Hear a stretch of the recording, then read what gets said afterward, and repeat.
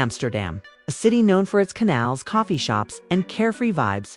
But tonight, it's making headlines for something no one saw coming. Picture this. The stage lights are blinding, the crowd is roaring, and Drake, yes, Drake, the global superstar who's usually all charm and smooth lyrics, suddenly freezes mid-song. His mic slips from his hand. The band keeps playing, but his eyes, they're locked on something or someone in the front row. Within seconds, that iconic calm is gone, replaced by something raw, jagged, dangerous. Fans start whispering, phones shoot up into the air, and what happens next will have the internet talking for weeks. Reports say he shouted words no one expected, stormed off stage, and left thousands of fans standing in stunned silence. Others swear they saw tears. But here's the kicker. This wasn't just an artist having a bad night. Oh no! Rumors are swirling that this on-stage explosion is tied to betrayal, hidden feuds, and a family secret so messy it could change how you see Drake forever. Stay tuned, because the truth, or whatever's left of it, is about to get very, very complicated. And trust me, you won't believe who's involved. The Ziggo Dome was no longer a concert venue. It was a pressure cooker, a T.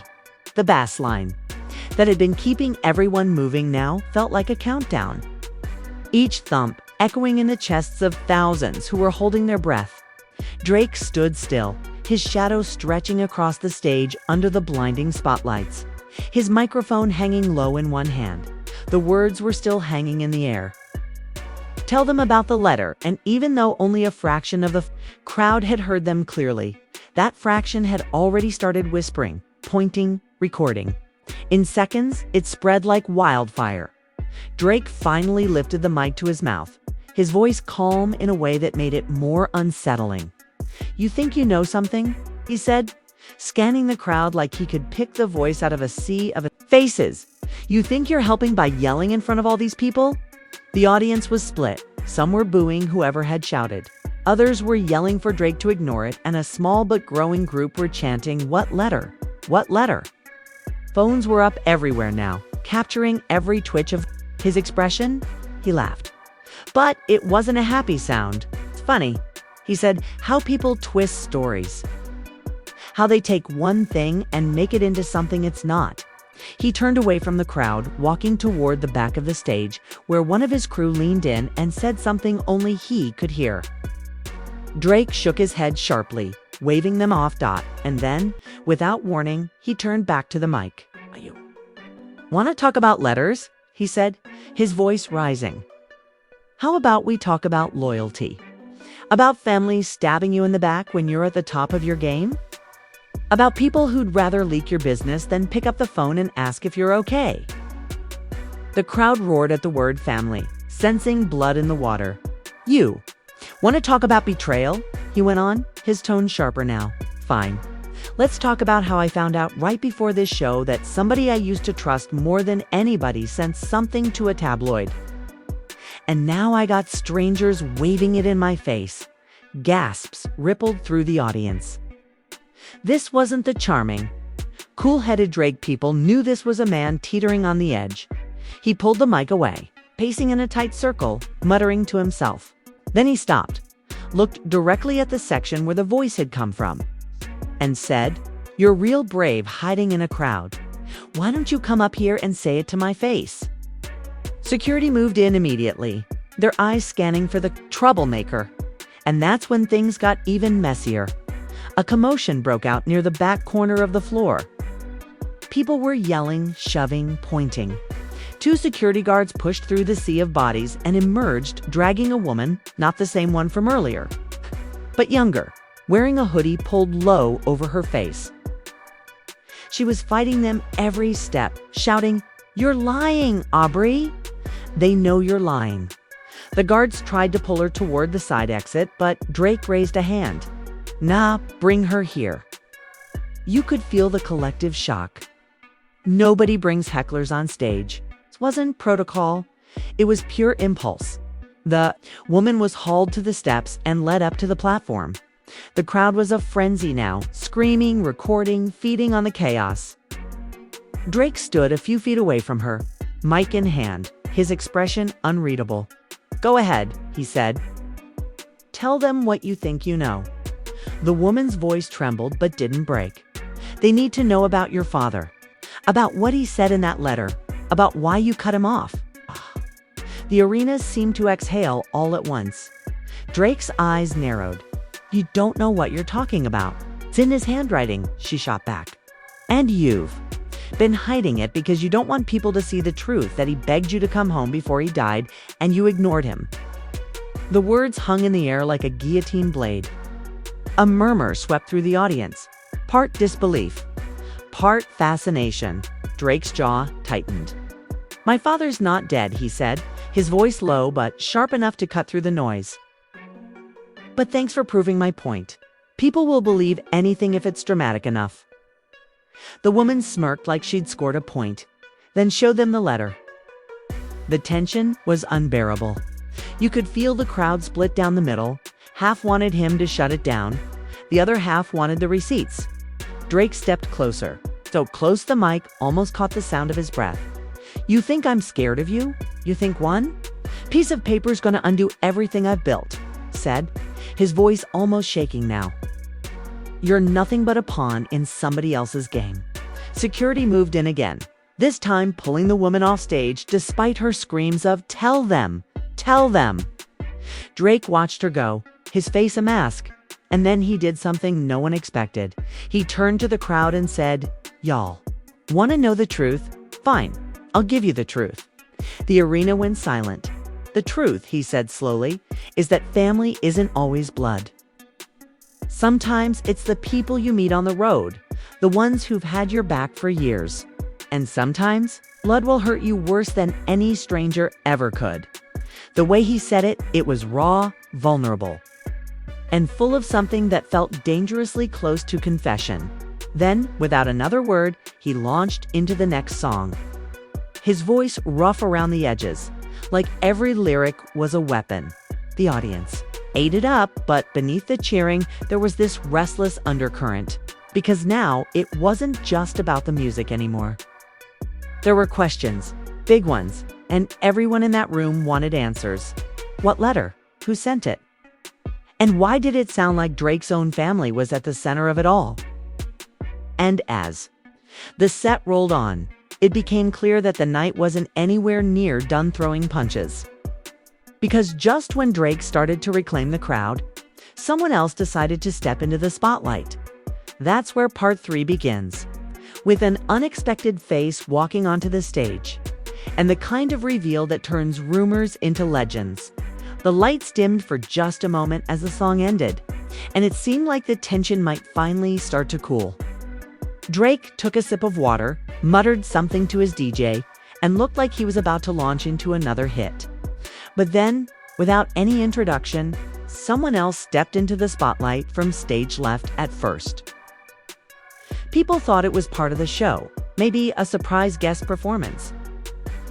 The figure moved slowly, wearing a dark coat and a baseball cap, pulled low, but when they got close enough for the lights to catch their face, the energy in the Ziggo Dome shifted so violently it was almost physical.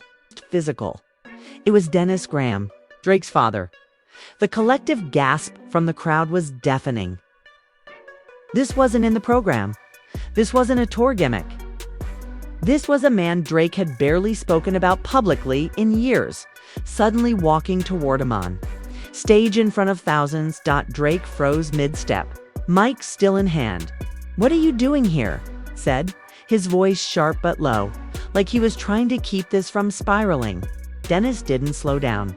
"You weren't answering my calls," he said, his voice booming through the speakers. "So I thought I'd come find you." Fans were screaming, some from shock, some because they could feel something about to go down. The DJ cut the music entirely, leaving only the echo of their voices in the cavernous venue. "This isn't the place," Drake said through clenched teeth. Double quotes. "Oh, I think it is," Dennis shot back.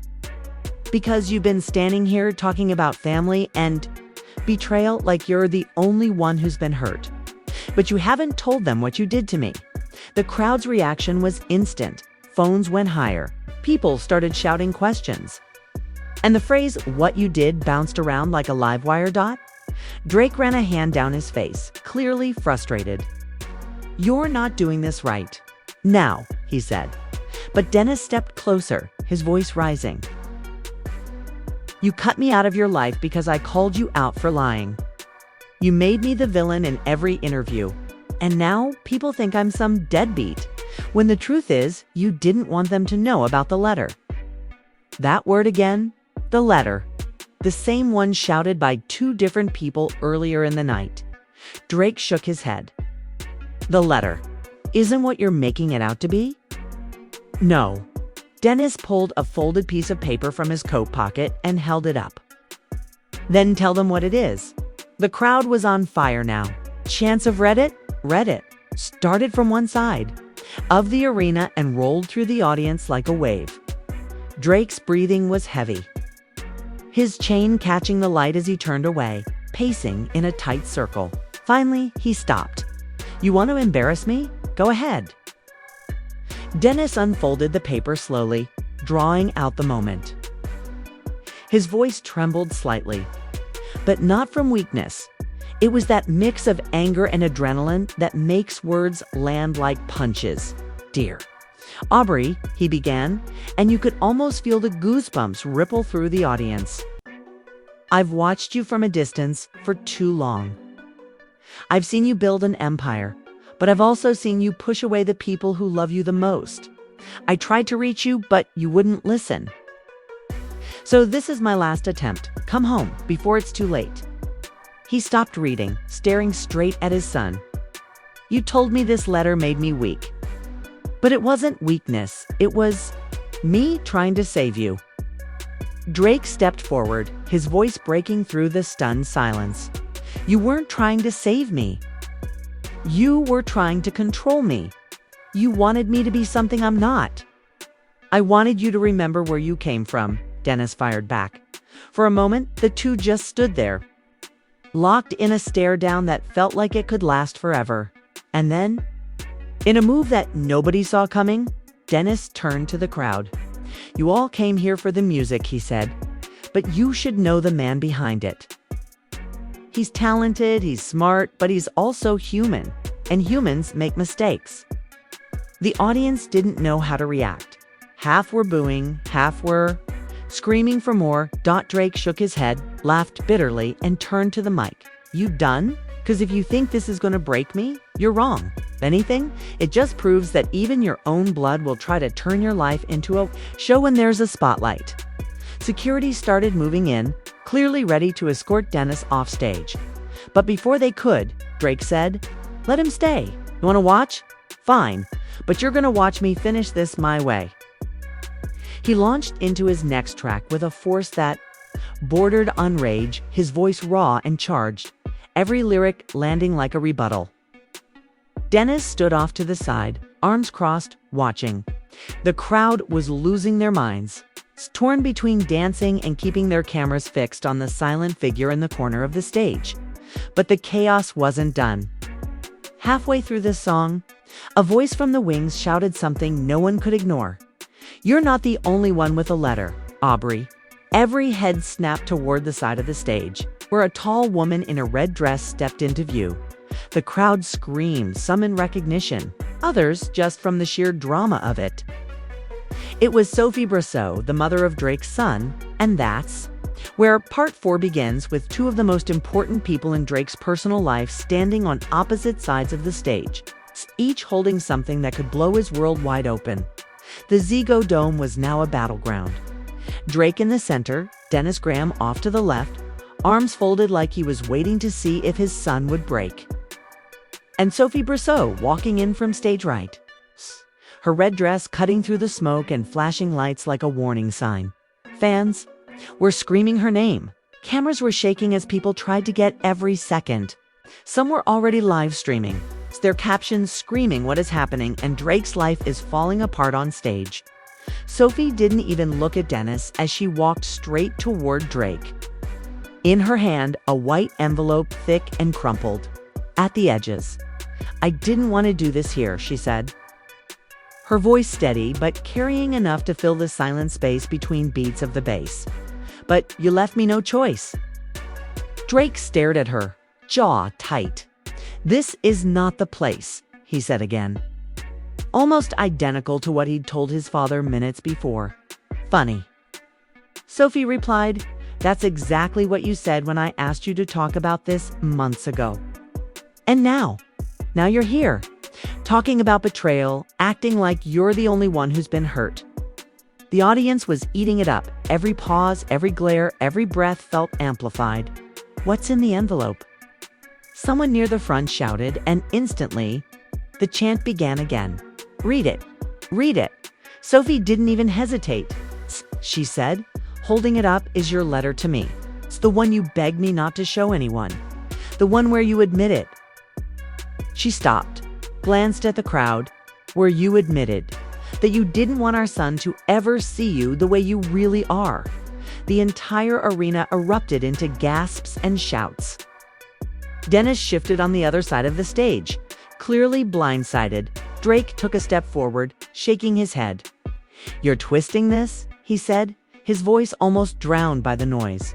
"That letter was me being honest about my fears. Not about who I am, but about the mistakes I've made.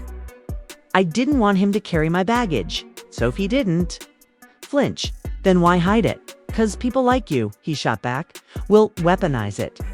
The heat in the room was suffocating, okay? Even the security guards had stopped moving, caught in the gravitational pull of the spectacle. And then, as if the night hadn't already reached its limit, Dennis decided to join in. "Let me guess," he said from his corner, his voice carrying through the mic still clipped to his jacket. "That letter doesn't paint you as perfect either." Drake spun toward him, exasperation etched across his face. "You're both standing here trying to tear me down in front of strangers? For what? Views? Sympathy? You think this is helping you?" Sophie turned to Dennis. "At least I'm doing it for my son. What's your excuse?" The crowd collectively lost their minds. Drake held up both hands, pacing, his voice now raw and loud. "You want to know the truth. Fine. You want honesty. Here it is. I've been trying to protect myself and my family from the same thing that's happening, right? Now, public judgment, twisting of words. And yeah, maybe I've made mistakes. Maybe I've hurt people I care about. But dragging it onto a stage in front of thousands of people that says more about you than it does about me?" There was a pause. Heavy and tense, Sophie took a deep breath, her voice softer now. "I didn't come here to destroy you. I came here because you can't keep running from the things you don't want to face. You owe it to him, to our son, to be real." Shoulders sagged just slightly. It wasn't surrender, but the fight had shifted. He looked down at the stage floor, then out into the audience. "You all came here for a show," he said slowly, "and you got one. But not the one you paid for." Dennis stepped forward a little, lowering his voice. "Son, some things you can't perform your way out of." It was quiet now, eerily so. Drake walked over to Sophie, took the envelope from her hand, and looked at it for a long moment. "This isn't for them," he said. "It's for him. And he'll see it when it's time." Without opening it, he tucked the envelope into his jacket pocket, turned to the crowd, and raised the mic. "The music's all you're getting tonight."